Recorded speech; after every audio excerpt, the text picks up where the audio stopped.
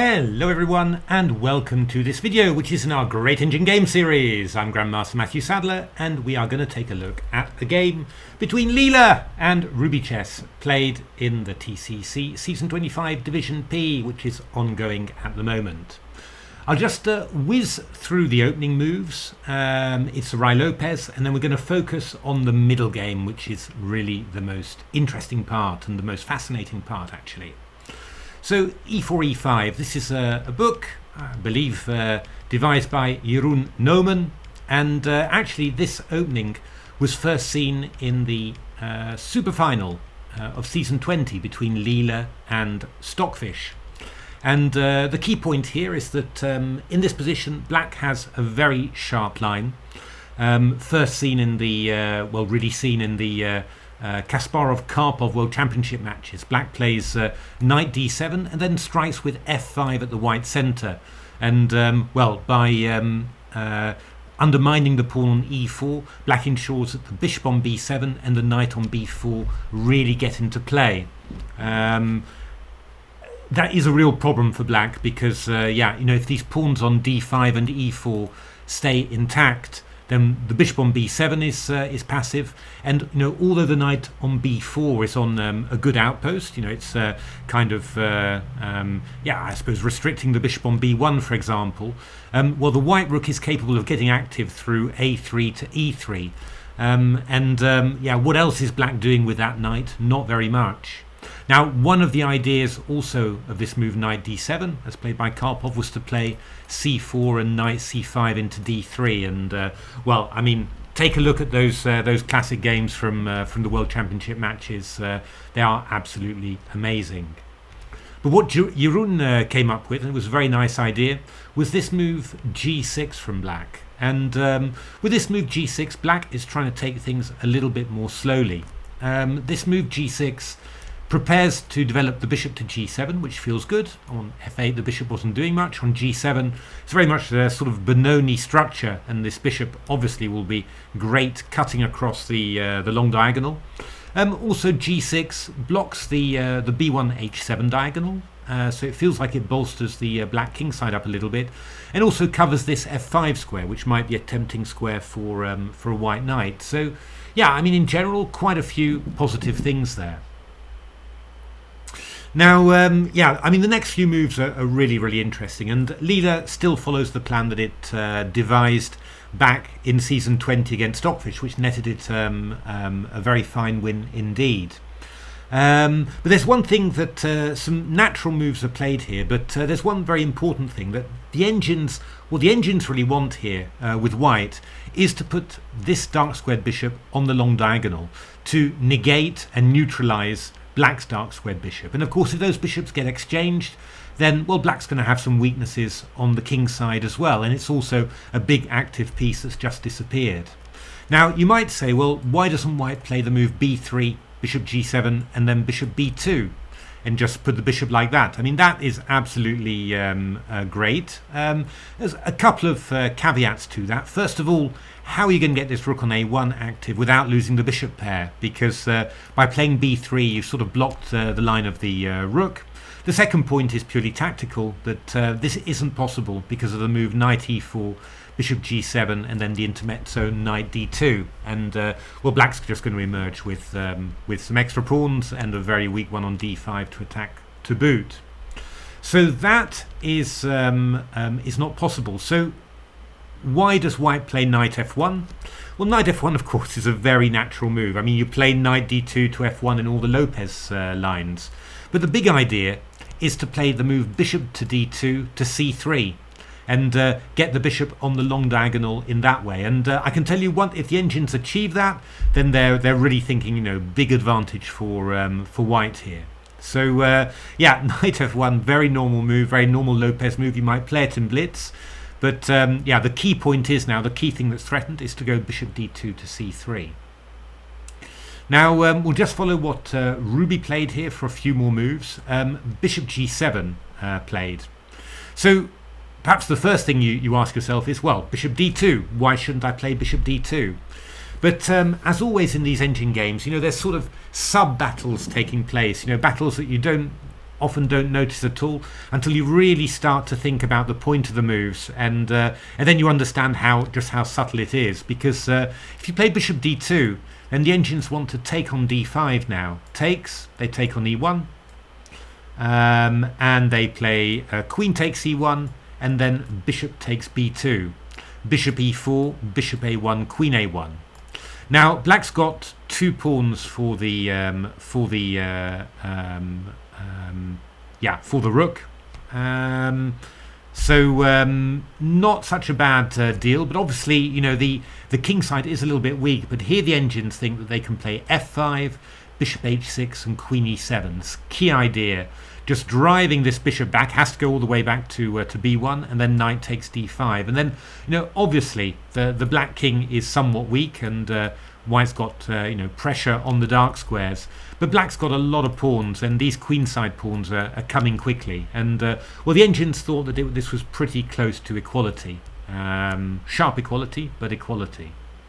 So that's why Leela doesn't play bishop d2 immediately, even though Leela would want to do that. And Leela plays the move knight g3.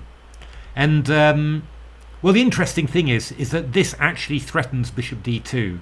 Why on earth does this threaten bishop d2? Well, just let's give a just a normal move, rook c8 here. You know, possibly thinking about pushing the pawn to c4. Now we go bishop d2. If you play this line, takes, and then bishop a1, and then queen takes a1. Well, you're going to see that there's a slight difference to it all. Bishop a1, queen a1, f5. You've got a knight on g3 here, which means that white can play bishop takes f5. That's why having the knight on g3 is important. And after takes, I go knight takes, and I think queen f8, knight takes h6 check was mate in 12 or something. The key point is king there, queen b1 check, king g7, knight g5, and wow, we're just coming in everywhere, aren't we? You know, anything really. It's all just happening. Just total carnage there for black. So this move, knight g3, again, it's a move you might play immediately in blitz. Just a normal Lopez move, but it really has a positional threat, bishop d2. And this explains why Ruby played the move knight h7, and that's to stop white from playing bishop d2 to c3. Haha, very, very clever. It's, yeah, you know, so what does white do in this position? And this is the thing that, you know, totally shocks me in season 20 when Leela did this against Stockfish. What Leela now does is play the move a5. And a5, I mean, I'm always fascinated by, you know, the choices engines make as to when to close positions, when to keep positions open. And you know, this one is pretty amazing, really. I mean, you're putting this pawn on a5. You're abandoning any pressure at all against the b5 pawn, and well, it's not really clear what you're gaining from there.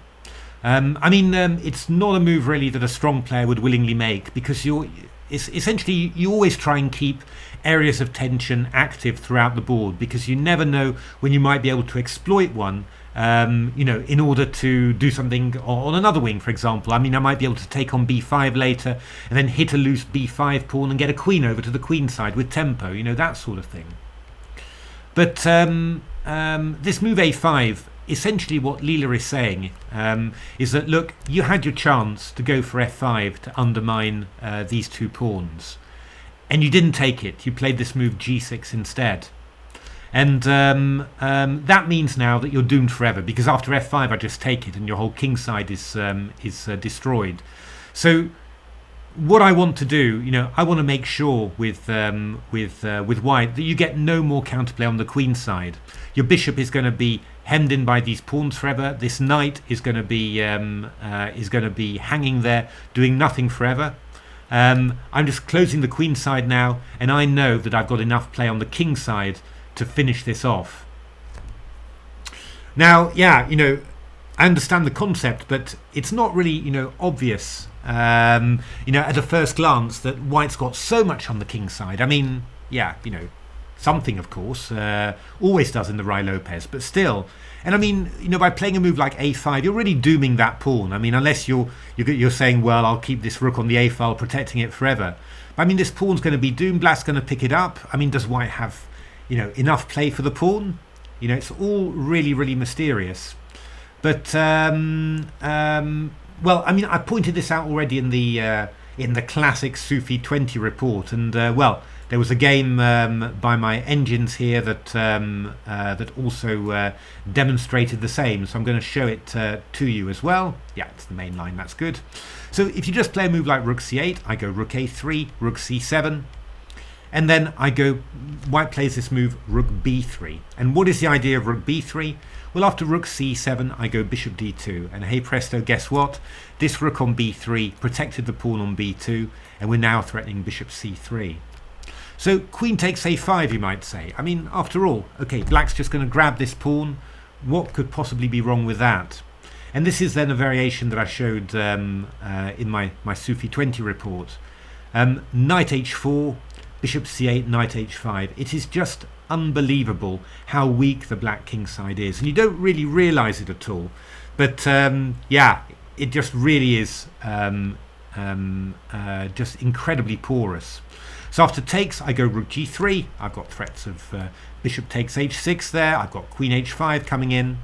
Knight g5, I just simply bishop c3. Going to remove that bishop, and I'm going to play f4. And you go bishop e5, and then this gorgeous move that was, again, in the Sufi 20 report, rook e3. If you take on g3, I replace it with another rook, and then f4 is coming in. And after queen d8, queen takes h5, and this is just going to be curtains. And well, the gorgeous lines carry on. This is Stockfish attacking rook f3, king h7, rook f5, putting the rook on prise, takes, knight takes d6, another gorgeous move there. You can't take, obviously, because the queen is hanging. If you take there, I'll go rook takes g5. If the bishop moves away, then e5 check, and the bishop's attacking the king. So queen g6 takes knight e8, bishop g3, knight f6 check, king g7, fg. And well, we reach this position where actually white's just got one pawn for the exchange, two bishops.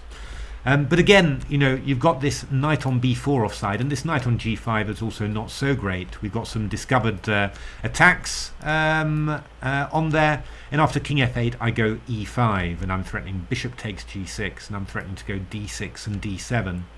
The best the engines could find was to take, and go rook d7, but after knight e3, well, I mean, there's still plenty of work to do. But the engines converted this into a win just, all of the time.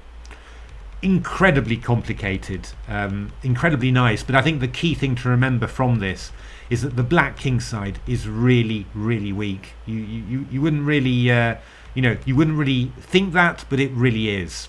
And so yeah, so this is all very interesting. And essentially, by the time you get to a5, the engines are just winning loads and loads of white games. This is just really, really difficult. So what I actually did here, I started thinking a little bit about it, and coincidentally, I had a look at what did Leela do in the reverse. And Leela, amazingly on move 17, my Leela doesn't do it, so it's only the latest Leela versions that do it. Played the move b takes a4 here. Rook takes a4, bishop g7, bishop d2, a5. So, really just making sure that white, at the earliest possible stage, that white cannot close the queen side. And, well, I mean, you're getting some counterplay. Rook a3, we go bishop a6, bishop b5. You've got a4, you've maybe got c4 and knight d3. We're going to interfere with white's counterplay. And, Ruby played queen c1, h4, and then Leela blocks the long diagonal here. This is not pleasant for black because there's plenty of counterplay coming in here. We've got all sorts of moves here, but black is fighting, black is blocking, and in the end, Leela managed to hold the draw against RubiChess, which was pretty impressive, I have to say. But it got me wondering, as well. I mean, like for example, after bishop g7, instead of knight g3, well, bishop d2 isn't possible. We saw knight takes d5 there. But why wouldn't I play the move a5, for example? Why, not block black immediately? Well, here the engines again are looking for a little bit of violence. They go rook c8 and c4, and after bishop d2, they're looking to take on d5 like this. And yeah, you know, there is plenty of counterplay for black. You know, two bishops now open, raking across the board. Got two pawns, and we've got moves like c3. We've got moves like bishop b2 as well. You know, this is kind of okay for black. So that's why, you know, that's why Leela doesn't actually want to play a5 that early. Plays the move knight g3, strengthening, and only when black plays knight h7, which you know, stops black from sacrificing on d5, does Leela say, okay, everything's safe now. Now I can close the queen side, and there's no danger against my center. Really pretty subtle. I mean, the last thing that it's worth pointing out is that, you know, why wouldn't you play knight d7 rather than knight h7? So if you play a5, then c4, and I'm looking to come into c5 d3. The key problem there all the time is that I've got to move either bishop d2, not in this position, or queen d2, and this knight on b4 is completely trapped. So yeah, I mean, black has to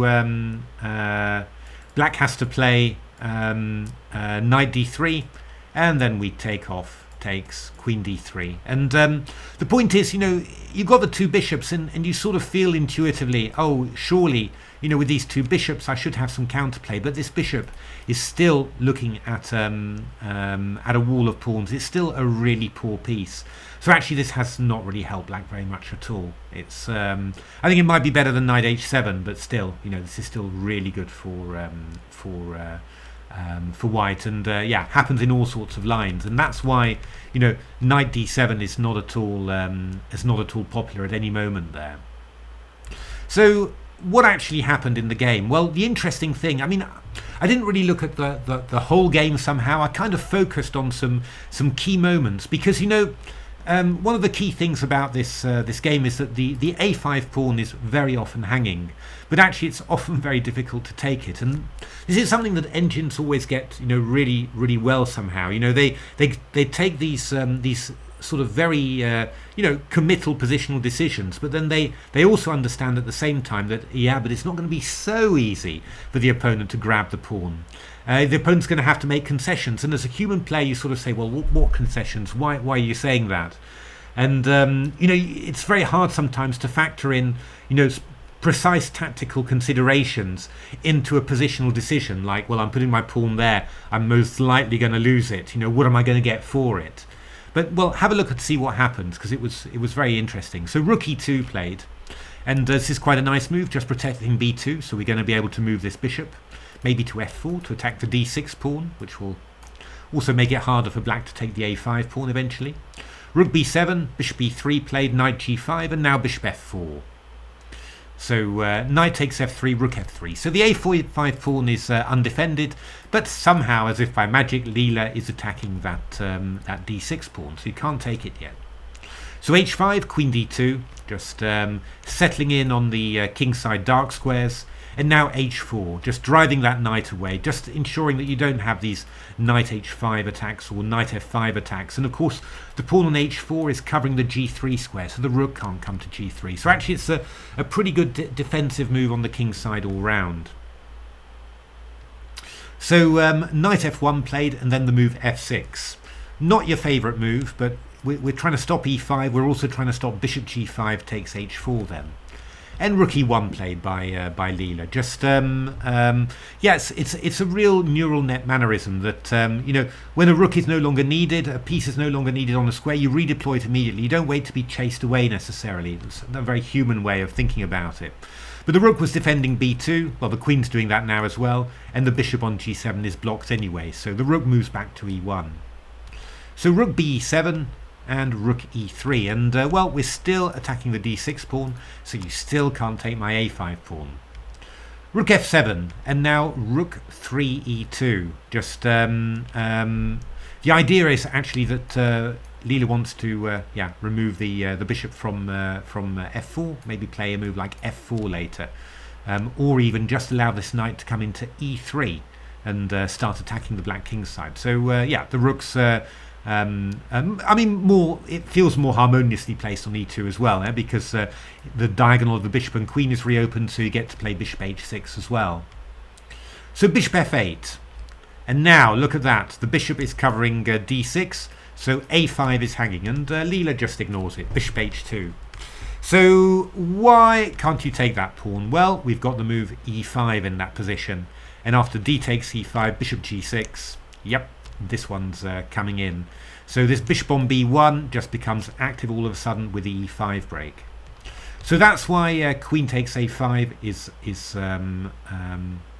not what the engines are looking for. So bishop d7 played, king h1. Just Leela taking all the time it wants in this position. If you go queen takes, rook g7 was played by Ruby to defend this g6 pawn. If you go queen takes a5, we again go e5 and bishop g6. And then f4 and break open the position. And yeah, I mean, black's position is just collapsing there. So rook g7 played by Ruby. And yeah, we really are threatening to take the pawn on a5 now. We're covering g6.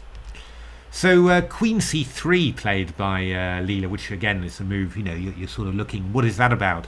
But you're actually attacking f6. So it means that you've got to defend it because queen takes a5.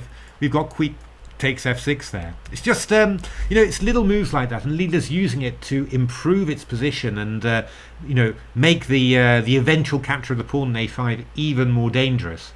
But again, you know, from a human perspective, very hard to factor this into your thinking. So bishop e7 played, and now knight d2, nice and calm, queen a5, and knight f3, attacking the pawn on h4.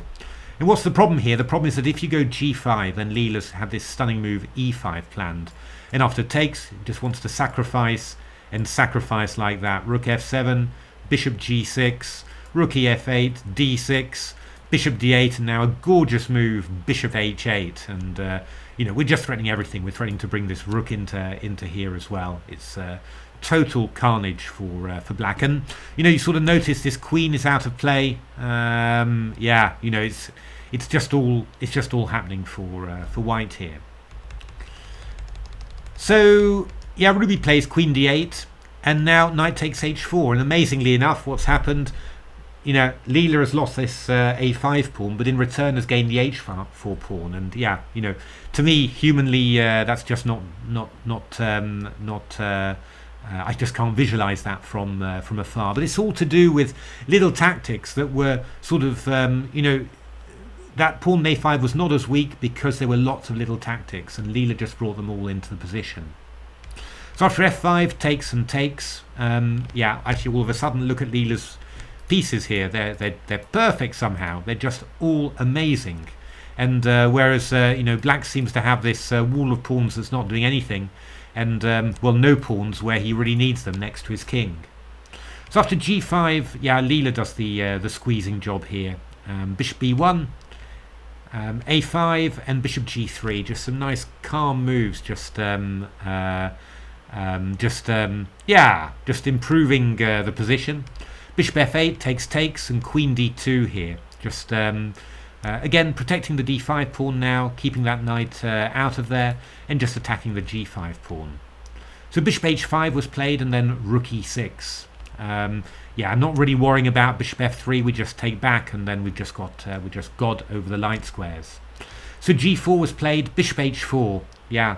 And an extra little point of bishop g3, got the bishop more active, gave the king an escape square, and also allows the bishop to come to h4, and then the knight will be able to come into g5.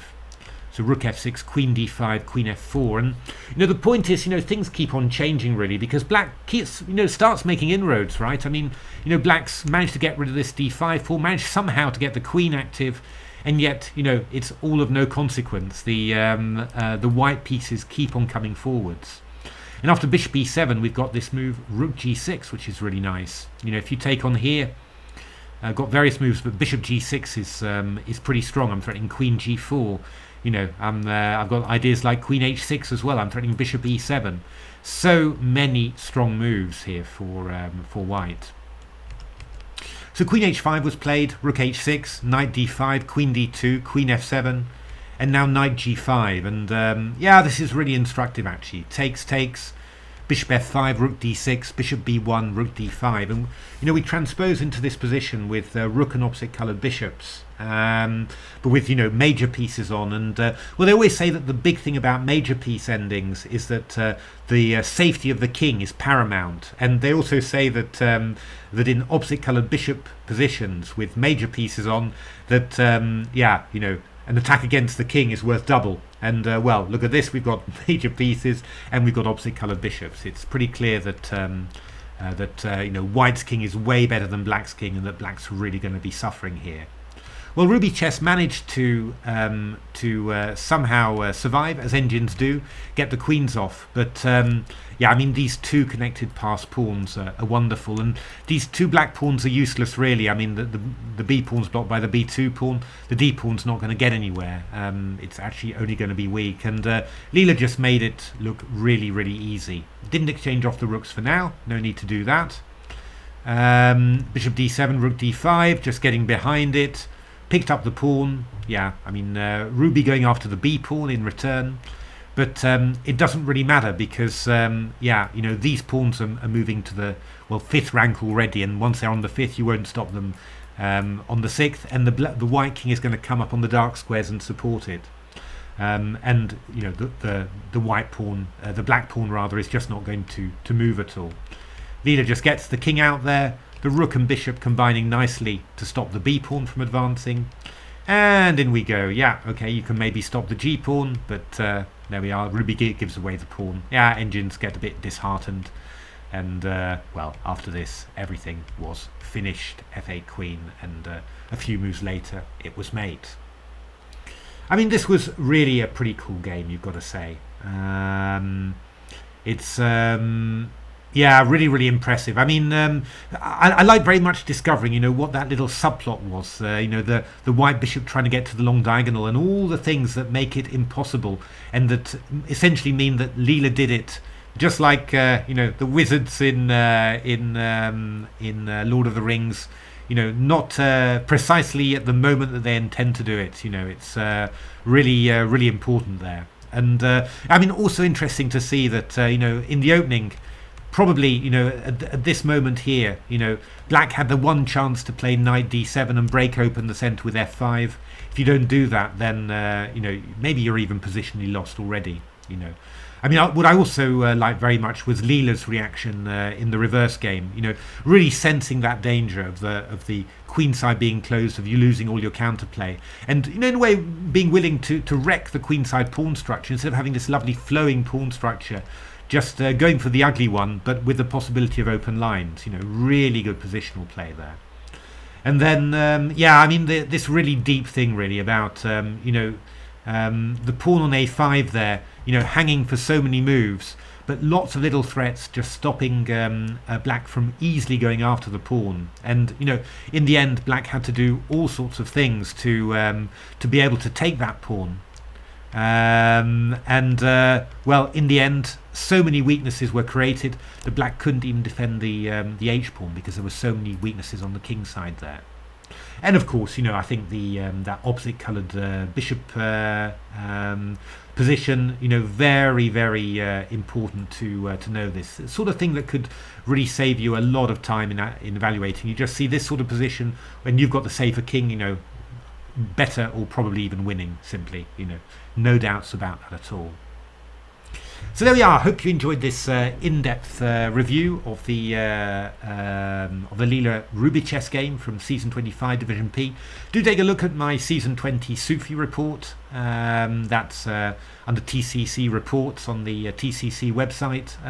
To be honest, I wrote loads of those reports, and they're kind of mini books. And of course, the most recent ones are even more beautiful because Leela's greatest fan, Mr. Beads, did all the typesetting for it and did an absolutely beautiful job for it as well. Did all the editing as well. Took out any mistakes, not that there were any, of course. Added a few of his own.